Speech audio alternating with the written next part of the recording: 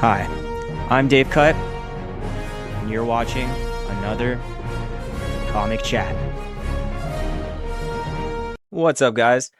Back again today with another hilarious and fantastic comic book, Deadpool Back in Black.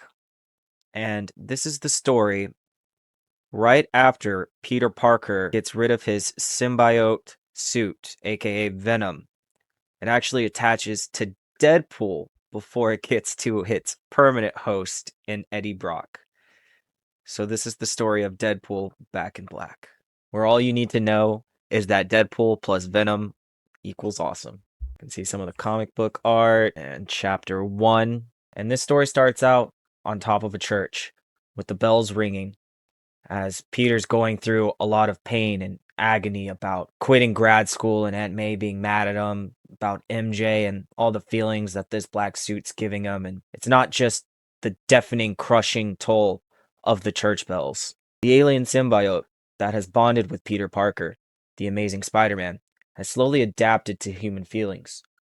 But it does not yet understand. It does not yet recognize the complexities of heartbreak as it unbonds from Peter, leaving him crying. The otherworldly being knows only that its host would rather die than remain bound to it. But the creature will not allow that to happen. Although its host loathes the touch of the symbiote, it will never allow him to perish, as we can see Venom saving Peter, dragging him down the bell tower to safety. And even though the terrible psionic vibrations of the bells weaken the molecular integrity of the extraterrestrial's flesh, even threatening to kill it, symbiote would rather die itself than see its host lose its life. Because, as with heartbreak, the symbiote understands little of cruelty. So we can see him disappearing and Peter waking up, thinking that the costume must have just disappeared and he drug himself to safety before he passed out. But time passes, and with time comes healing.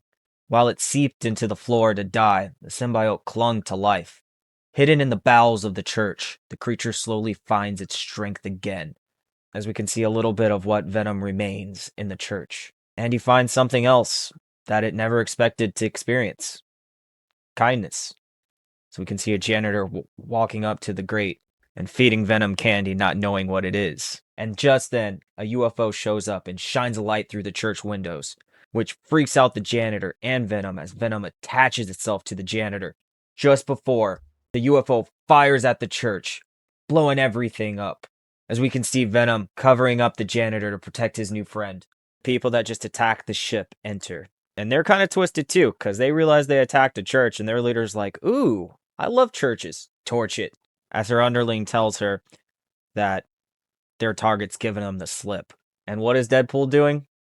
Deadpool's fighting with his eyes gouged out against his buddy, Machine Man, who's been brainwashed by this cult. And Deadpool says he needs to think of something quick, because if his eyes grow back, then he's going to get hypnotized like the rest of them. But he gets trapped by one of the machines, and he can feel his eyes starting to heal as he says, "I can't resist, must serve Dancing Queen." But Venom jumps in between them and attaches itself to Deadpool just in time. As we can see him rocking the new suit, he says brains. But Deadpool stops himself before eating his friend, and is confused how he lost control there for a second, but he's feeling this overwhelming fear and anger, but feeling feisty too, and is ready to take them all on. He says he feels like he can take on the whole world and win. And he busts out Venom arms, holding swords and guns, ready to take on everybody. As he starts killing everybody, he's not sure if his motions are his own, or if they are dictated by this otherworldly presence, an alien intellect that is at once weird and yet familiar. And as Deadpool still thinks about how this suit even did what it just did, he thinks it must have imprinted on him. The boss lady tries to escape before Deadpool thwips a web and strings her up. And surprised, he says, "Did I just thwip?" He doesn't thwip, but that's so cool. He claims his prize and leaves her wrapped up. We can see Mechanical Man waking up with the prize that Deadpool just won next to him, and it seems like Deadpool gave it to Mechanical Man to do the right thing and not to sell it. And moments later, the aliens that are hunting Venom show up to the same club that Deadpool just left, just barely missing him. As we see Deadpool swinging away on his webs. That is the end of Chapter 1. We'll be back with Chapter 2, Deadpool, and the Power Pack next. Thanks for tuning in, guys, and let me know, did you know that Deadpool got to be a symbiote before Eddie Brock? Leave it in the comments. But until next time, guys, have a good one.